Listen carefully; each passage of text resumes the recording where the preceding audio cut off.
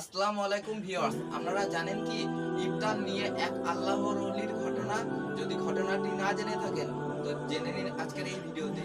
এবং আমাদের প্রিয় মিজানুর রহমান আজারি হুজুর কি বলছেন, চলুন ওনার কাছ থেকে শুনে নেওয়া যাক। গোটা দুনিয়াটাই পরীক্ষা। আল্লাহ যারে পছন্দ করে বেশি তার পরীক্ষাও। আসাদুন নাসি বালাআন আল আম্বিয়া। এই পৃথিবীতে আল্লাহ সবচেয়ে বেশি বালা মুসিবত দিয়ে পরীক্ষা করেছেন নবীদের, কারণ নবীরা আল্লাহর কাছে কম প্রিয় না বেশি প্রিয়। যেহেতু প্রিয় বেশি, পরীক্ষাও। এজন্য মুমিনের উপর যদি পরীক্ষা আসে, মুমিনের উপর যদি অত্যাচার আসে, মুমিনের উপর যদি ধৈর্যের পরীক্ষা আসে, জেল জরিমানা আসে, মুমিন ওইটারে ভয় পায় না। মুমিন ভয় পায় একজনকে, চিল্লায় বলেন তিনি কে? কারণ আল্লাহর ঘোষণা ওয়ালা তাহিনু ওয়ালা তাহজানু। ঘোষণাটা কার? ভয় নাই, তোদের চিন্তা নাই। আনতুমুল আ'লাউনা ইন কুনতুম মুমিনিন। তোমরাই বিজয়ী হবা যদি মুমিন হও, যদি মুমিন হও। এজন্য ধৈর্যের পরীক্ষা দিতে হবে, আল্লাহর উপর তাওয়াক্কুল করতে হবে, অত্যাচার আর জুলুম আল্লাহর নামে সহ্য করে যেতে হবে। চিল্লায় বলেন ঠিক কি না? এজন্য রাব্বুল আলামিন ডেকে বলেন, গোলাম লিয়াবলুয়াকুম আইয়ুকুম আহসানু আমালা।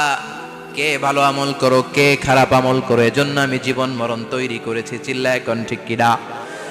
এরপর আল্লাহ বললেন ওয়ালাকাদ যায়্যানাস সামাআদ দুনিয়া বিমাসাবিহা ওয়া জাআলনাহা রুজুমান লিশ-শায়াতিন। সুবহানাল্লাহ বলেন। ওয়ালাকাদ যায়্যানাস সামাআদ দুনিয়া, ওয়ালাকাদ যায়্যানাস সামাআদ দুনিয়া। I have beautified the closer sky with candles, with light and stars. আল্লাহ বললেন আমি দুনিয়ার আকাশকে তারা দিয়ে সুশোভিত করেছি। আল্লাহ বললেন ওয়ালাকাদ যায়্যানাস সামাআদ দুনিয়া বিমাসাবিহা ওয়া জাআলনাহা রুজুমান লিশ-শায়াতিন। আমি এই দুনিয়ার আকাশটারে সুন্দর সুন্দর তারকারাজি লাইটের মতো সেটিং করে সুশোভিত করেছি। আবার এই তারকা দিয়ে আমি শয়তানদেরকে প্রহারও করেছি। সুবহানাল্লাহ। শয়তানদেরকে আল্লাহ তারা মেরে আঘাত করে। সুবহানাল্লাহ বলেন।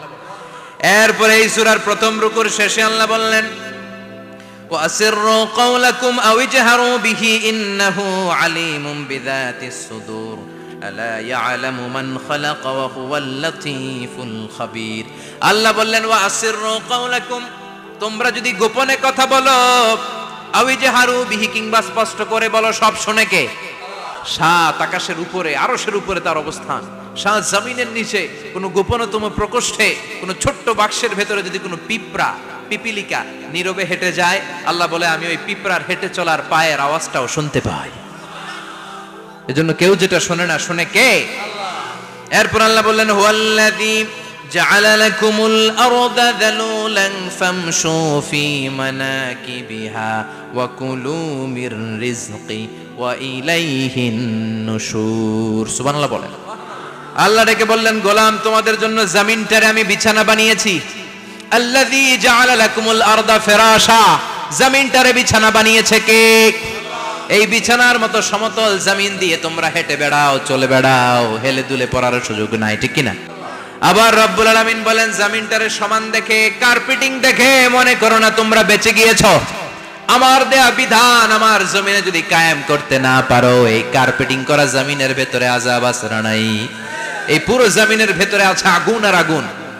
আগ্নেয়গিরির অগ্নুৎপাত জ্বালামুখে বিস্ফোরণ করে দিয়ে গোটা বিশ্বটারে মুহূর্তে মেসাকার করে দিতে পারে কে? এজন্য আল্লাহ ডেকে বললেন গোলাম আমিনতুম মান ফিস সামাই আন ইয়াখসিফা বিকুমুল আরদা ফাইযা হিয়া তামুর। তোমরা কি ভেবেছো নাকি বেঁচে যাবা?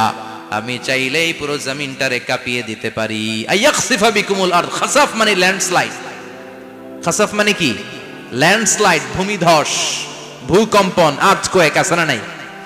এই ভূমিকম্প আছে না নাই? আল্লাহ বলে মনে করো না জমিনটা সমতল, কার্পেটিং করে দিয়েছি, এই কার্পেটিং এর ভিতরেও আগুনের দলা আছে না নাই? আবার আল্লাহ বললেন আমিনতুম মান ফিস সামাই আন ইউরসিলা আলাইকুম হাসিবা। নিচে যেমনি কার্পেটিং করা জমিনের ভেতরে অগ্নুৎপাত রেখে দিয়েছি, মাথার উপর থেকে আযাব দেওয়ার সুযোগ আছে না নাই? চাইলে আল্লাহ অগ্নি বৃষ্টি দিতে পারে, আগুন বৃষ্টি দিতে পারে, ঠান্ডার বজ্রপাত দিতে পারে। আপনারা লূত আলাইহিস সালামের কওমের নাম শুনেছেন? তারা হোমোসেক্সুয়ালিটি, সমকামিতা করত। ফলে আল্লাহ তাআলা বিশাল এক চিৎকার মেরে সাইয়েদনা জিব্রাইলের মাধ্যমে পুরো জমিনটা শেষ করে দিলেন। ফাজআলনা আলিয়াহা সাফিলাহা ওয়া আমতারনা আলাইহিম হিজারাতাম মিন সিজিল। তাদের অপকর্মের কারণে জর্ডানের ওই এলাকাটাকে আল্লাহ বললেন, জিব্রাইল এলাকাটারে হাতে তুলে নে, আকাশের উপরে তুলে পুরো এলাকা সহ মানুষ সহ জমিনের মধ্যে গেড়ে দে। জমিনের নিচের মাটি উপরে নিয়ে গেল কে? উপরের মাটি নিচে নিয়ে গেল কে? পুরো জায়গাটা এখন ডেড সি হয়ে গেছে। কি সি? ডেড সি নাম শুনেন নাই বোধহয়? আজকে শুনে রাখেন, এটারে বলে মৃত সাগর। এটা গজবের জায়গা, ওখানে মানুষও ডুবে না। লবণের ডেনসিটি, সল্টের ডেনসিটি এত হাই, এই পানির মধ্যে এত গজব, এর মধ্যে কোনো মাছ জন্মায় না, চিংড়ি জন্মায় না, কাঁকড়া জন্মায় না, ব্যাং হয় না, শ্যাওলা হয় না, কিচ্ছু বাঁচে না। এটা গজবের জায়গা। চিল্লায় বলেন ঠিক কিনা?